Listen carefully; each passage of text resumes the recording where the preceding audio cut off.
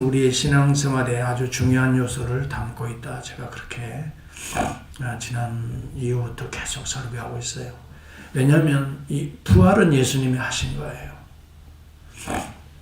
그런데 그 부활이 나의 부활이 되어야 주님의 부활과 나와 상관관계가 있잖아요. 주님의 부활의 영이 내 가운데 나도 부활시켜야 주님의 부활이 나에게 의미가 비로소 있잖아요. 우리의 삶은 어떤 의미에서 날마다 살아나는 삶이 되어야 되고 또 그러한 삶으로 우리 주님은 우리에게 그의 영을 부어주시거든요. 그래서 N.T. 라이트라고 하는 신학자는 예수 그리스도의 부활을 하나님의 아들 예수 그리스도의 계속적인 승리라고 해석을 했어요. 단 한 번 2000년 전에 승리하신 것이 아니라 그의 영을 통해 여러분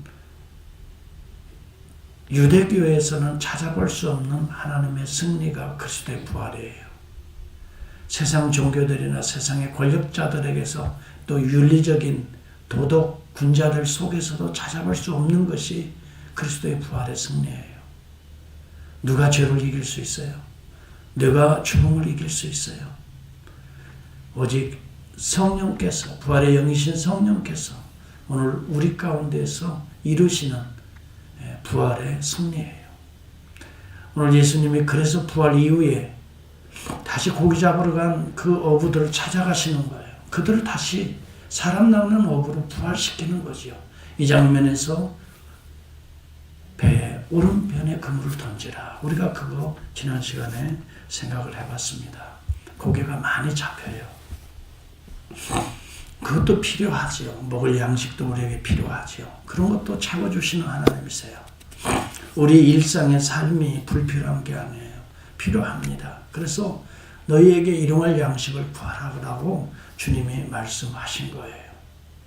그런데 더 중요한 것은 우리 일상이 이제는 고기 잡고 먹고 배부르고 안일한 삶에서 끝나는 것이 아니라 그것을 위해서 주님이 고기를 이렇게 만선을 채워주신 게 아니라고 저는 생각해요. 그것보다도 넘어서서 그 일상이 사람을 낭랑하고 영혼을 건져내는 삶이 된다면 여러분 우리의 일상이 단순한 일상이 아니라 정말 예수님과 함께하는 갈릴리의 그 바다에 놀라운 장면이 될 거예요. 오늘 우리 주님께서는 이미 떡을 가지고 오시고 또 숯불을 구워 놓으시고 금방 잡은 고기를 가져오라 그러시고요. 네. 저는 이 장면을 보면서 예수님의 성만찬이 언뜻 이렇게 연상이 되더라고요. 네. 성만찬은 예수 그리스도의 살과 피를 함께 떼어서 나눠주는 거거든요. 비록 여기는 포도주가 지금 등장하지는 않고 있지만 이 자체가 그것을 연상시키는 것 같아요. 내가 너를 띄어서 지금도 먹이고 있다. 내가 피 흘려서 지금 너희들의 삶을 살리고 있다. 이 떡과 이 잔을 마시는 너희에게는 계속해서 이런 역사가 살리는 역사가 일어날 것이다. 이것을 그들 앞에서 보여주시는 것 같아요. 주님은 신학적으로 설명하지 않아요. 주님은 그것을 어떤 교리적으로 말씀하시지는 않아요. 다만 주님의 삶의 자체가 교리예요. 주님의 말씀 한마디 한마디가 이것이 신학이에요. 이것이 교리고요. 그분의 하시는 행동 하나하나가 우리의 삶의 철칙이에요. 교리예요. 저는 그런 의미에서 성경을 보면서 이 정말 특별히 주님을 자꾸 이렇게 연상하면서 주님이 오늘 우리에게 요구하시는 또 나에게 오늘 요구하시는 게 뭔가. 오늘 주님이 이 금방 잡은 싱싱한 물고기를 구우시면서 조반을 먹은 후에 그렇게 얘기합니다. 15절 오늘 본문은 이제 먹은 후에 요한의 아들 시몬아 내가 이 사람들보다 나를 더 사랑하느냐 시몬 베드로에게 이르시되 시몬 베드로에게 이렇다는 것은 모든 제자들에게 대표성이 있어요. 다 제자들 앞에 그런 걸 이야기하는 거예요. 특별히 시몬 베드로는 3번 주님을 부인하는 전력이 있어요. 저주하면서도 부인했어요. 그래서 그것을 따지려고 하는 것이나 그것을 씻어주시려고. 네. 그 아픔과 상처가 시몬 베드로에게는 주님을 볼 때마다 있었을 거 아니에요. 그래서 그걸 씻어주시려고, 사랑으로 또 씻어주시려고, 내가 나를 사랑하느냐. 네. 시몬 요한우 아가파스메, 이게 헬라어입니다. 내가 나를 진심으로 사랑하느냐. truly love, 그 이야기입니다. 네. 여러분, 이 세상에서 가장 핵심적인 삶의, 또 나를 살리는 부활의 요소는 바로 이것이다. 이걸 주님이 확증하시기 위해서 3번씩이나 우리의 삶에, 우리가 다시 고기 잡는 자가 아니라 의미 있는 우리의 생애를 살기 위해서는 가장 핵심적인 이것을 알고 이것을 실천할 때 우리의 삶은 의미로 다시 살아난다. 진짜 부활한다. 이게 사랑이라는 거예요. 그래서 주님이 부활하신 이후에 제자들을 찾아가 제일 먼저 하신 말씀이 사랑하느냐, 사랑을 아느냐, 우리의 사랑이 어디 있느냐, 사랑을 점검하고 계시는 거예요. 이 세상에는요, 다양한 많은 가치들이 존재합니다. 그런데 그 모든 가치들 중에 핵심을 열어보면 사랑입니다. 사랑에서 나오는 모든 가치들이야말로 진정한 가치입니다. 여러분, 우리의 일도 중요합니다. 가치가 있어요. 우리의 돈 가치가 있어요.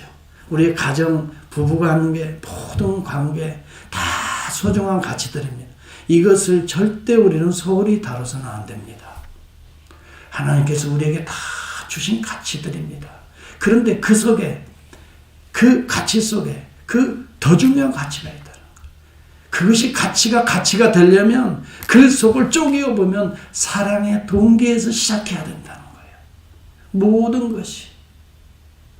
이거 없으면 가치가 자칫, 여러분, 가치가 되지 무가치한 것으로 전락할 수밖에 없는 것이 이 세상에 있는 가치들입니다.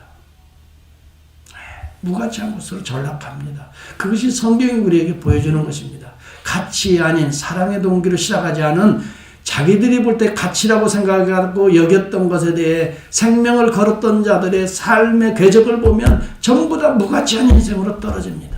그러나 사랑의 동기로 시작했던 하나님이 주신 소중한 가치들을 소중히 여겼던 자들은 모두가 다 자기도 살고 남도 살리는 부활의 생명을 살아가고 있는 것입니다. 심지어 신앙생활도 마찬가지예요. 우리의 직분도 마찬가지예요. 고린도전서 13장에 보면 내가 사람의 방언과 천사의 말을 할지라도 사랑이 없으면 소리나는 구리와 울리는 괭가리 같고, 내가 예언하는 능이 있어 모든 비밀과 지식을 알고, 영적인 지식 아니면 세상적인 지식 알고 있어도 산을 옮길 만한 믿음이 대단한 것처럼 보여도 사랑이 없으면 이건 nothing, 아무것도 아니다. 내가 내게 있는 모든 것으로 구제하고 또 내 몸을 불사르게 되어주지. 선행을 행하는 많은 사람들도 그 동기가 쪼개어 보니까 사랑이 없는 것들은 자기 병이라는 거예요. 아무 유익이 없느니라. 그러면 진정한 사랑은 무엇일까요? 오늘 저와 여러분들이 도전하는 우리 주님이 우리에게 묻는 사랑은 무엇일까요? 하나님의 사랑입니다. 제가 아까도 시몬 요한우 아가파스메, 아가파스라는 단어, 아가파우라는 단어, 동사의 목적격입니다. 그리고 명사형이 아가페입니다. 여러분, 아가페라는 이야기 많이 들었을 거예요. 아가페 사랑에 대해서 많이 들었을 거예요. 여기에서 모든 사랑이 사실은 시작되고 있는데, 인간 사회 속에서 지금 많은 사랑들이 있어요. 그런 그림자들이 있다고요. 어떤 분은 스톨게의 사랑이 있어요. 부모와 자식 간의 사랑을 스톨게의 사랑이라고 그래요. 어떤 분들은 친구 간의 사랑이 있어요. 필리아의 사랑이라고 말합니다. 어떤 분들은 육체적인 사랑도 있어요. 에로스의 사랑이라고 말합니다. 이 모든 것들이 다 불필요한 것이 아니에요. 필요합니다. 여기에는 다 사랑의 요소들을 담고 있습니다. 그런데 이 모든 사랑이 어디에서 시작되냐면 아가페에서 시작되고 있어요. 아가페 사랑은 하나님의 사랑을 본딴 것들이에요. 하나님의 사랑이 조금씩 적용된 것이 스톨게의 사랑이에요. 최고로 많이 적용된 게 제가 볼 때는 부모와 자식 간의 사랑이에요. 이게 자기가 낳아봤기 때문에. 여기는 하나님이 우리를 낳으신 것을 최고로 많이 적용하는 게, 그래서 여러분 부모 자식 간의 사랑을 보면서 아버지의 사랑의 일부분, 주님의 사랑의 일부분을 우리가 이렇게 했구나 깨달아. 사람도 낳아봐야 여러분 자녀들도 그 사랑을 조금씩 아는 거예요. 자식이 여러분 자식일 때보다도 자식이 부모가 되어서 자식을 낳아서 키워봐야 자식이 부모의 사랑을 그때 조금씩 이해하듯이, 아가페의 사랑은 총체적인 사랑이에요. 이 모든 것들을 다 아우르는 사랑이에요. 여러분 부모 자식 간의 그런 정말 조건 없는 사랑, 친구 간의 조건 없는 그런 우정들 다 수준, 육체 간의 사랑도 필요해요. 여러분 이 모든 것들이 하나님 사랑에서 흘러나올 때에 스톨게가 진정한 스톨게가 되고, 필레아가 진정한 필레아가 되고, 에로스가 진정한 에로스가 되는 거예요. 그러나 아가페에서 나오지 않은 사랑이기 때문에 스톨게의 사랑이 깨집니다. 우정도 필레아의 사랑도 깨지고 육체적인 사랑도 쾌락으로 빠져버리고 하나님 사랑이 없으니까. 여러분 NIV 성경에 이 부분을, 내가 나를 사랑하느냐 이 부분을요 번역을 했는데 Do you love me라고 안 했어요. Do you truly love me라고 했어요. 이게 하나님 사랑이라, 진짜 진실한 온전한 이라는 의미겠죠. faithful, 신뢰할 만한, unfailing, 실패하지 않는 영원한 그런 표현들이 그 속에 다 들어갔죠. 이걸 물어보는 거예요. 왜? 여기에서부터 네 인생이 새로운 인생으로 시작할 것이다. 이걸 주님은 예측하고 지금 말해주고, 어떤 의미에서 보면 이런 사랑으로 충만케 해주시는 장면이에요. 그것을 이 베드로가 다 이해했는지 안 했는지는 모르는데요. 나중에 보면은 그의 삶 자체가 이런 사랑으로 변화되고 있어요. 옛날에는요, 자기 사랑했기 때문에 주님 따라갔거든요. 주님 십자가에 지니까 자기가 주님을 배반했거든요. 이것은 주님을 사랑하고 따라간 게 아니라 자기를 사랑하고 주님을 이용해서, 주님을 통해서 뭔가에 자기의 꿈을 이루고자 주님을 따라간 거거든요. 이건 자기 사랑이라고 자기애라고 말하지, 이것은 진정한 의미의 아가페는 아니거든요. 하나님의 사랑은 뭡니까? 독생자를 주시는 겁니다. 다 퍼주는 겁니다. 독생자를 줬다는 건 다 준다는 걸 의미합니다. 가장 아끼는, 여러분도 가장 아끼는 독생자가 있다고 생각해요. 이걸 준다는 것은 다 주는 것을 의미하는 것입니다. 하나님이 세상을 이처럼 사랑하사 독생자를 주셨으니, 그렇게 말합니다. 하나님의 사랑은 어떤 사랑입니까? 요한일서 4장 8절과 9절에 보면 하나님은 사랑이십니다. 하나님의 사랑이 우리에게 이렇게 나타난 바 되었는데, 하나님이 자기의 독생자를 세상에 보내심은 저로 말미암아 우리를 살리려 하심이라. 부활과 관련되어 있어요. 사랑은 부활과 직결되어 있어요. 여러분, 나도 살고 너를 살고 내 가정 살리려면 이 사랑이 필수적이라는 겁니다. 그런데 이 사랑 없이 뭔가를 살려보려고 노력하는 것은 진정한 의미의 살아나는 것이 아닙니다.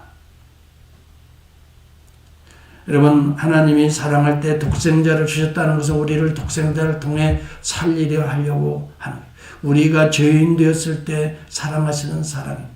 우리는요, 우리에게 도움이 되고 우리에게 조금 이익이 되고 뭔가 플러스가 되어야 그 사람을 사랑할 수가 있고 그 사람을 줄 수가 있고, 나에게 마이너스가 되고 나에게 짐이 되고 나에게 여러분 부담이 되는 사람들은 점점점 멀리할 수밖에 없는 거예요. 그러나 하나님의 사랑은 반대입니다. 우리가 죄인 되어 멀어졌을 때, 우리여 연약했을 때, 죄인 되었을 때, 로마서 5장 6절 8절은 그런 얘기예요. 우리를 위해 독생자를 보내시고 그를 죽이심으로 자기의 사랑을 확증하셨느니라. 여러분, 베드로가 3번 부인했어도 다시 찾아가지 않습니까? 베드로는 주님을 멀리했어도 다시 찾아가지 않습니까? 이게 하나님의 사랑이에요. 그리고 그로 하여금 다시 사랑의 불꽃을, 어떻게 꺼져가는 불꽃을, 심지를 어떻게 해요? 다시 피워주고 있지 않습니까? 단순히 고기 잡아 떡 떼어주는 게 아니라 그를 통해서 식어가는 사랑을 다시 어떻게 해요? 화롯불에 자꾸 불을 붙여주면 확 또 타오르듯이 다시 그를 살리기 위해서 주님이 가서 그렇게 하시는 거예요. 사랑이 살리는 겁니다. 이게 아버지의 사랑, 주님의 사랑입니다. 요한일서 4장 10절은 이렇게 말합니다. 사랑은 여기 있으니, 그렇게 말합니다. 여러분, 많은 사람들이 사랑을 노래합니다. 이야기합니다. 시문학을 보십시오. 노래 보십시오. 사랑이 빠진 곳이 한 군데도 없을 정도로. 모든 가수들이 사랑을 얘기해야 공감대가 형성해. 그만큼 사랑을 좋아하고 사랑이 필요하고 사랑이 굶주린 우리 인생을 우리가 살아가고 있다는 증거예요. 그래서 우리는 사랑이 필요합니다. 사랑을 주어야 됩니다. 또 받아야 됩니다. 이러면서 우리의 사회가 윤택해지고 건강해지고 또 행복해지고 평안해지는 것이지. 그런데 그 사랑은 도대체 어떤 사랑이냐 이 말이에요. 진짜 사랑을 주고받을 때에 우리는 평안해지고 살아나고 소망이 생기고 나도 살고 너도 살고 가정도 살리고 교회도 살리고 우리들의 직업과 일터도 또 우리들의 이 사회를 살릴 수가 있는데, 사랑은 여기 있으니 우리가 하나님을 사랑한 것이 아니요 오직 하나님이 우리를 사랑하사 우리를 죄를 위하여 화목제로 그 아들을 보내시고, 예수 그리스도는 화목제로 자기의 몸을 찢으시고, 사랑은 여기 있으니 이것이 하나님의 사랑이고 이 사랑이 우리 가운데 임하고 있기 때문에 우리가 죄로부터 오늘 죽음으로부터 다시 살아나게 된 존재가 된 것입니다. 사랑하는 자들아, 하나님이 우리를 이렇게 사랑하시, 우리도 서로 사랑하는 것이 그러므로 마땅하도다, 이렇게 말합니다. 사랑하는 성도 여러분, 부활 이후에 나도 살고 너를 살리는 핵심적인 가치 요소는 사랑을 확인하는 겁니다. 하나님의 사랑을 날마다 확인하는 겁니다. 하나님이 우리가 심지어는 낙심 중에 있을 때도 하나님 사랑하시죠. 주님을 바라보십시오. 주님 이런데도, 이렇게 미천한데도 주님 나를 그렇게 사랑하시네요. 이것을 자꾸 확인하는 겁니다. 내가 주님을 사랑하려고 애쓰지 마시고 주님이 나를 사랑한다는 걸 자꾸 발견해야 됩니다. 여러분, 낙심되고 절망되고 정말 때때로 우리가 괴롭고 참 부족한 것, 연약한 것으로 인하여 고민되고 할 때마다, 그럼에도 주님은 사랑하고 계신다는 걸 여러분 잊어서는 안 됩니다. 주님이 그렇다고 버리는 게 아니에요. 여러분, 우리 주님이 이렇게 베드로 고기 잡으러 거기서 3년 전에 불러서 3년 동안 이렇게 제자 훈련시키고 죽고 그를 위해서 피 흘리고 또 살아났음에도 불구하고 그걸 봤음에도 불구하고 사명이 뭔지도 모르고 또 고기 잡으러 가고 먹고 살기 위해서, 이래도 주님은 또 찾아가셔서 사랑이 뭔지를 친히 보여주고 있죠. 이것이 하나님의 사랑. 이 사랑이 있다면 반드시 살아나게 되어 있어요. 조금 인내해 보십시오. 그러면서 꾸준하게, 힘들지만 이 사랑은 진짜 아무나 하나야. 진짜 아무나 못해요. 그러니까 힘들어요. 이 사랑으로 나아가기가 쉽지가 않아요.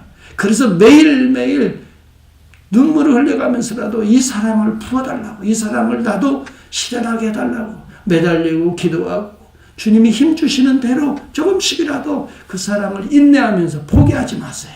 끝까지 해보세요. 반드시 살아나게 돼 있어요. 여러분, 물을 주면 반드시 이 시들어진 꽃들이 다시 이 힘을 쫙쫙 얻잖아요. 그렇듯이 그 사랑을 계속 부어주면요, 반드시 살아나요. 절대 중간에 포기하지 맙시다. 하나님이 우리 자신을 포기하지 아니하신 것처럼 우리도 우리의 남편, 우리의 아내, 아이고 나는 이미 다 포기했어. 여러분 그러지 마시고요. 끝까지. 예. 하나님이 포기하지 않는데 왜 우리가 먼저 포기하는지 모르겠어요. 예. 하나님이 지극히 아직도 사랑하시는데 우리가 먼저 등 돌려서는 안 됩니다. 끝까지. 그런데 주님이 내가 나를 사랑하느냐는데 이것들보다 나를 더 사랑하느냐. 플레온 투톤. 물질 대명사로 이것들보다 그랬어요. 예, 어떤 분들은 투톤이라고 하는 것을 물질로 보는데요. 두 가지로 다 봐야 된다는 것이 학자들의 견해입니다. 이 사람들보다 또 이 것들보다. 이것을 종합적으로 봐야 된다. 다시 말하면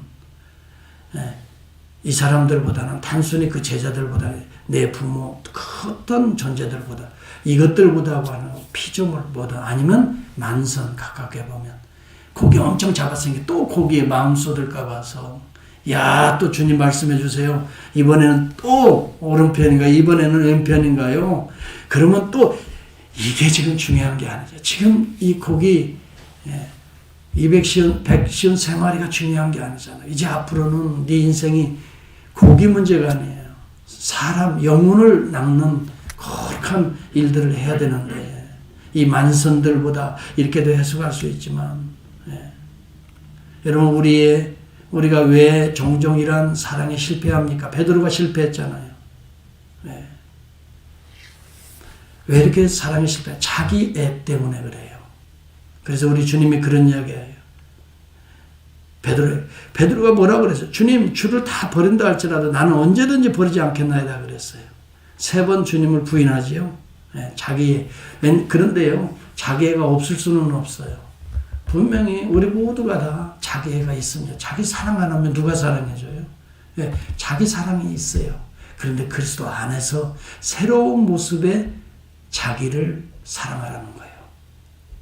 옛 모습의 옛 구습의 나가 아니라 새로워지는 변화받는 나를 사랑하라는 거예요.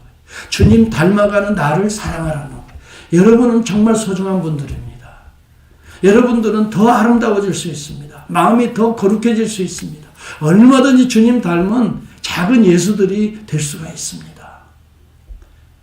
그런데 여러분 타락한 또 안일한 세속적인 여러분의 모습을 사랑하지 말고 그것들은 날마다 벗어버리고 좀 진정한 가치가 있는 정말 사랑의 가치가 있는 그런 여러분들이 그런 게 있어요. 그래서 어느 때 보면 야 귀하다 그런 느낌이 드는 때가 사람과 대화하고 행동하는 거 보면 야 너무 귀해 너무 정말 소중해 너무 정말 그래서 우리가 그런 고백도 하잖아요. 정말 당신 때문에 여기까지 살아왔어. 그런 고백하죠. 이 좋은 부분이 많이 있어요. 예수님 닮은 부분이 많아. 그런데 반대로 세속적인 부분도 많이 있어요. 그렇기 때문에 때로는 우리가 실망하거든요. 그런데 우리 모두는 그런 존재예요. 이제 우리가 사랑해야 될 진짜 사랑은 예수님 닮은 사랑이에요. 하나님 닮은 사랑이에요. 이것을 우리가 실패를 이런 우리의 자기애를 벗어버리고 주님 닮은 모습으로 나아가게 될 때에 우리는 새로운 부활이 내 안에서부터 일어나는 거예요. 그래서 예수님께서 나를 따라오려거든 먼저 해야 될 자기를 부인하고 그랬어요. 아무든지 나를 따라 예수님 닮기를 원한다면 아무든지 나를 따라오려거든 예수님처럼 부활의 새 생명으로 놀라운 사랑의 사도로 이렇게 변화받으려면 먼저 자기를 부인하고 자기의 십자가가 있다 그랬어요. 그렇죠. 날마다 나는 죽노라. 그게 십자가잖아요. 사도 바울이 고백하잖아요. 고린도전서 15장에. 날마다 내가 죽노라 그래. 죽는 것은 세속적이고 나만 아는 이기적인 생각이고 나의 안일이고 여러분 내 구습이란 말이에요. 이건 날마다 죽지 아니하면 새로운 모습으로 살아날 수 없기 때문에 여러분 십자가를 지고 나를 쫓을 것이다. 1960년대예요. 저들이 가장 젊은 나이 20대입니다. 전남 고흥군 소록도에 들어가서 43년 동안 한센병 환우들을 돌본 간호사들이 있어요. 43년. 우리나라 간호사가 아니에요. 2005년 43년의 정년 은퇴를 마치고 자기의 고향으로 돌아갔어요. 오스트리아의 수녀들입니다. 마리안 마그릿 수녀입니다. 그들이 편지 한 장 남기고 갔어요. 그 편지에는 이런 내용이 들어있다고 합니다. 이제는 나이가 들어서 제대로 일할 수가 없습니다. 이제는 오히려 여러분들의 짐이 되어가는 것을 느끼게 됩니다. 이제는 우리가 없어도 여러분들을 우리보다 더 잘 보살펴주는 많은 간호사들이 있기 때문에 이제는 여러분의 짐이 되는 우리들은 떠날 때가 되었습니다. 그리고 자기들이 가지고 왔던 짐보다도 더 가벼운 가방 하나 메고 공항에 갔다는 거예요. 이 고흥군에서 이분들을 노벨 평화상 수상자로 올려야 된다. 평생을 젊은 시절을 다 바친 이들, 그것도 피고름을 입으로 짜주면서 그들을 도왔던 간호사들이래요. 그들의 선행이 나중에 나타나는데요. 이분들이야말로 진정 세상을 사랑한 사람들이다. 사람을 사랑한 사람들이다. 주님을 사랑한 사람들이다. 그래서 노벨 평화상으로 고흥군이 이 후보자로 위원회에 올렸다는 내가 기사를 들으면서 이 스토리가 너무 감동적이라서 계속 리서치를 해보니까요. 하나님의 사랑이 그 속에 있었구나. 내가 진정 이것들보다 나를 더 사랑하는 나라고 하는 장애물입니다. 이것들이라고 하는 것이.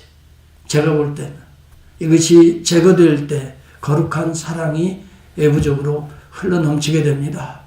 이것들보다라고 하는 이것들이 제가 생각해 보니까는 나라는 장애물이에요.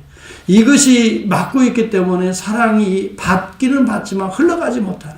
이게 무너질 때에 이것이 흘러가게 되는데 이것이 여전히 나를 받고 있는 거예요. 여러분, 왜 갈릴리의 바다에 고기들이 그렇게 많이 살고 사해 바다는 썩은 바다가 되어 죽은 바다가 됩니까? 갈릴리는 헐몬산에 이슬이 계속 내려오면서 그 다음에요 계속 요단강을 통해서 물을 흘려 내보냅니다. 받아서 계속 내보냅니다. 갈릴리 바다는 고기들이 어부들이 엄청 많습니다. 어부들이 다 거기에 몰리게 됩니다. 그러나 사해 바다는 나가지 않아요. 받기만 합니다. 나가지 않습니다. 그래서 거기에서 소금물이 되는 것입니다. 거기는 고기가 살지 않아요. 생명이 없는 거예요. 죽은 바다가 되는 거예요.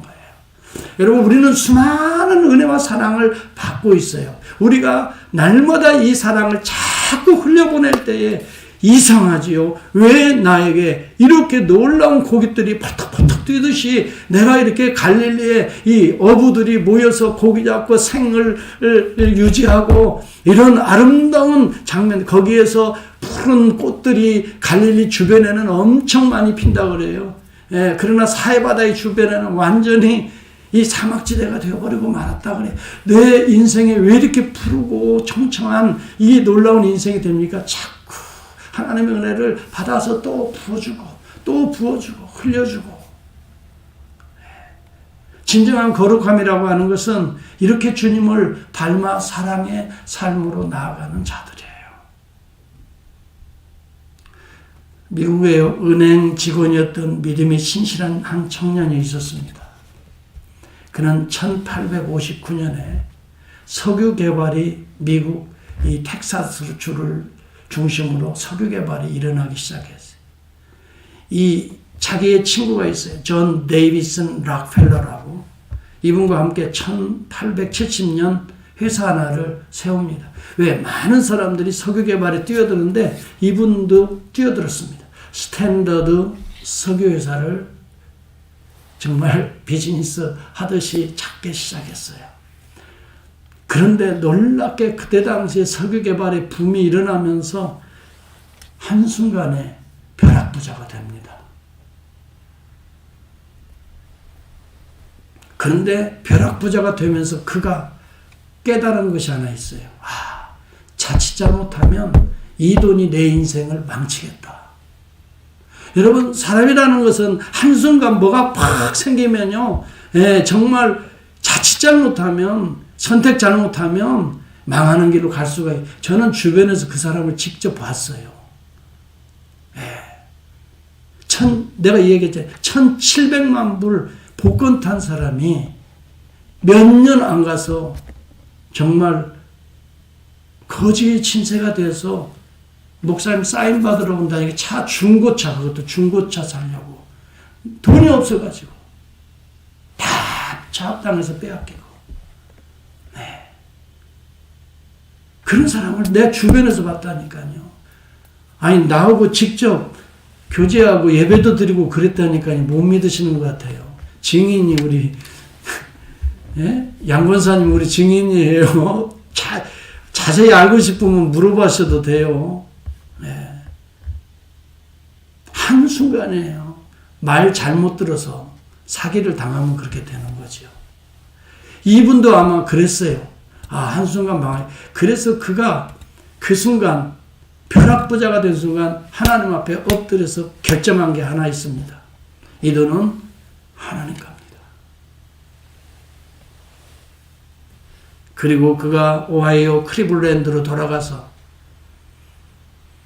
꼭 필요한 곳곳에 건물들을 지어주고 교회를 세워주고 학교와 병원들을 세워주고 그 돈으로, 그리고 자기의 소유로 한 게 하나도 없어요. 전부 다 시에다가 다 헌납합니다. 다 기증합니다. 그분이 한 번은 뉴욕에서 1900년대죠. 카네기 홀에서 유명한 분이 와서 간증한다는 얘기를 듣고 간증을 듣는데 그 강사가 누구냐면 당시에 조선에서 의료봉사로 활동하던 중 다시 돌아와서 목음을 하러 온 의사였어요. 에비슨 선교사라고. 이 사람의 간증을 듣게 돼요. 에비슨 선교사가 이렇게 간증을 합니다. 지금 조선 땅에는 병원이라고 하는 병원은 하나도 없습니다.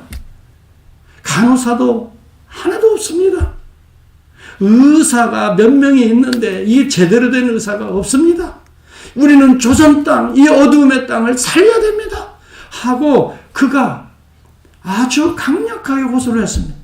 이 이야기를 들었던 이 청년이 내가 그 일에 헌신하겠어.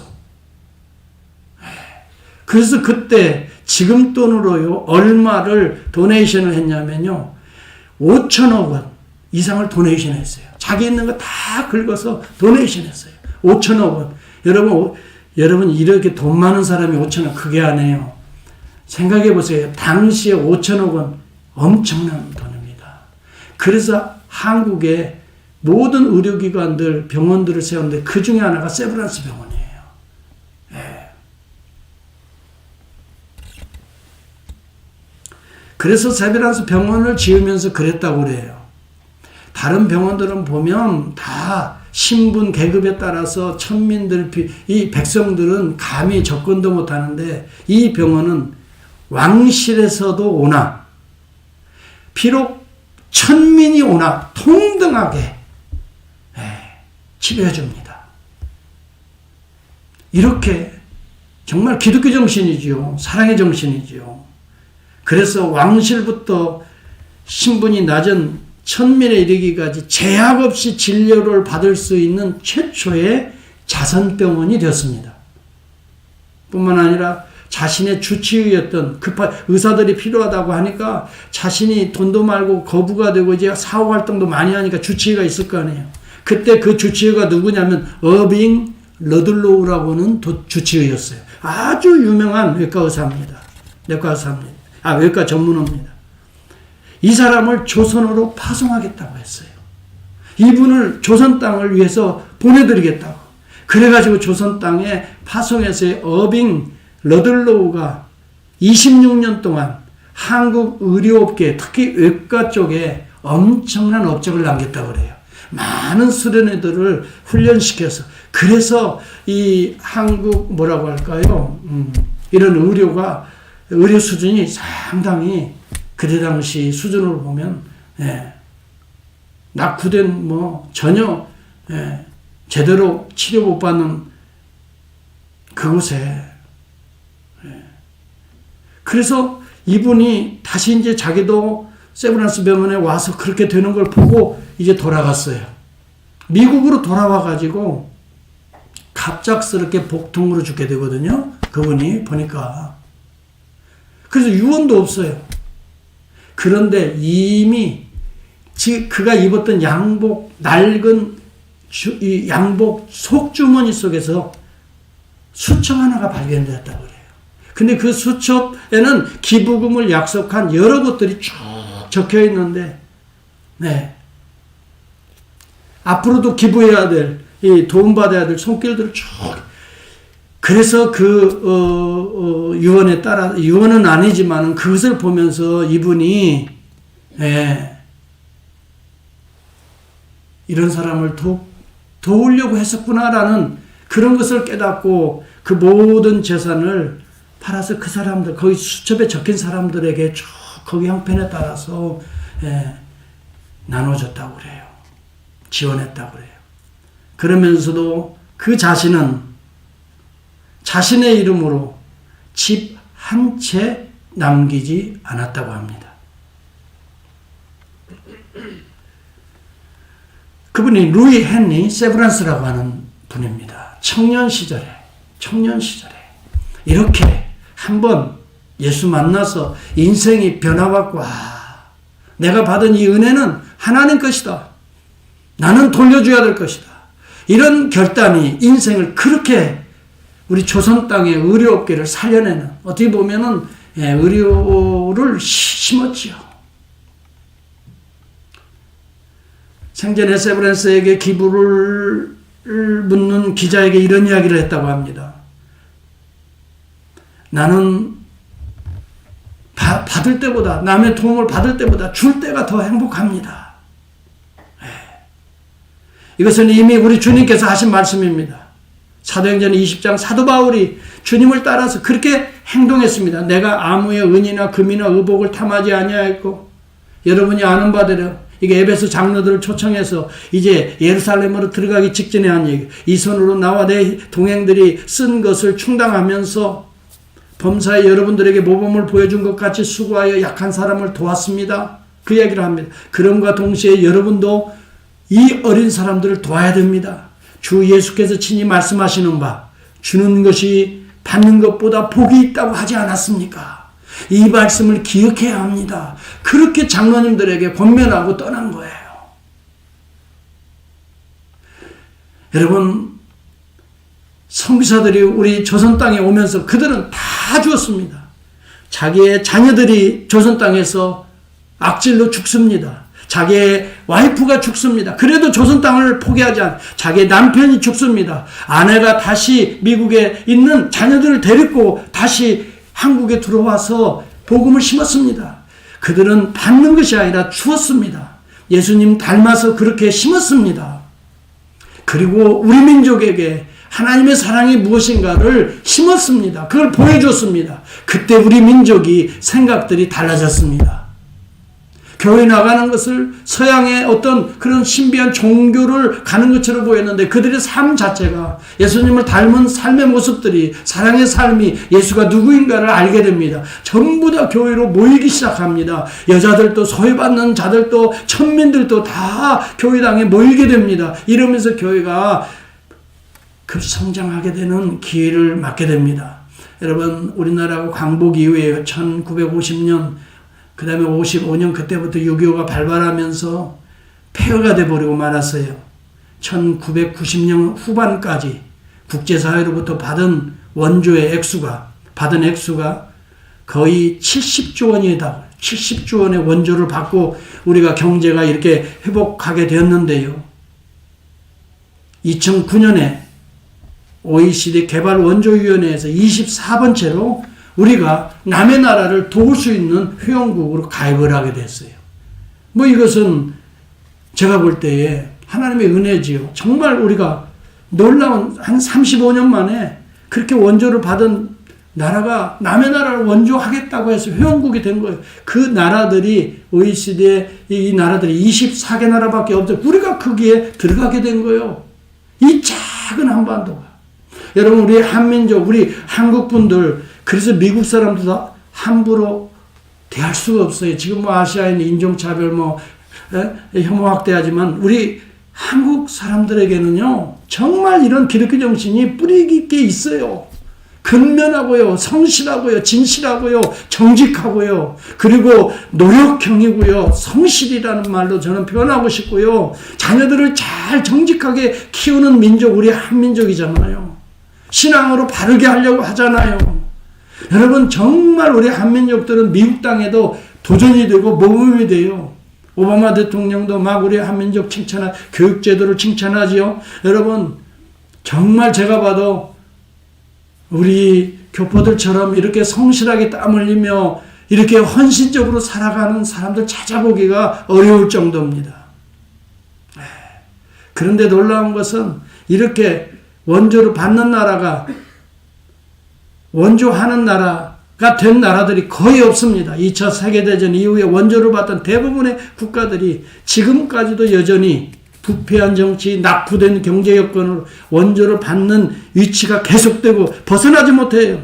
그런데 유일하게 우리나라가 35년 만에 원조를 하는 나라가 됐다는 것은 제가 볼 때 하나님의 이 놀라운 은혜고 그 사랑이, 이 기독교 정신이 교회를 통해 오늘 이 백성들의 지금 혈맥에 통하고 있기 때문에 우리 민족이 그렇게 살아난 게 아닌가, 저는 그렇게 생각합니다. 오늘날 교회가 비난을 많이 받고 있지만 그럼에도 불구하고 여러분, 자선 많이 하고 제일 소외된 계층을 보듬어 안는 단체들은 다 기독교 단체입니다. 여러분, 그걸 기억해야 돼요. 물론 여러 어려운 우리의 부분들이 있어서 비난도 받고 우리 한국교회가 조금 대응교회가 좀 비난도 받지만요, 그만큼 또 헌신적으로 지역사회를 위해서, 조국을 위해서, 여러분 고아원, 양로원, 이 학교, 유치원 제일 많이 세우는 게 교회입니다. 왜요? 주님을 닮아서. 부활의 영이, 사랑의 영이 여러분 우리에게 날마다 우리에게 예배를 드릴 때마다, 기도하고 말씀 묵상할 때마다 이 영이 충만해지는데 여러분 나가서 그렇게 살지 않으면 어떻게 살겠어요? 거슬리고 살아요? 성령이 있는데 자꾸 나만 알아라, 너만 알아라, 네 식구만 알아라, 너만 챙겨라, 그렇게 못하잖아요. 여러분, 그래서 정말 성령이 충만한 자는 이제 너를 위해 살려고 하고, 공부를 해서 남 주냐가 아니라 남 주려고 하고 도와주려고 하고, 이것이 참다운 사랑의 삶이 아니에요. 하나님 우리에게 이 모든 걸 다 주신 거예요.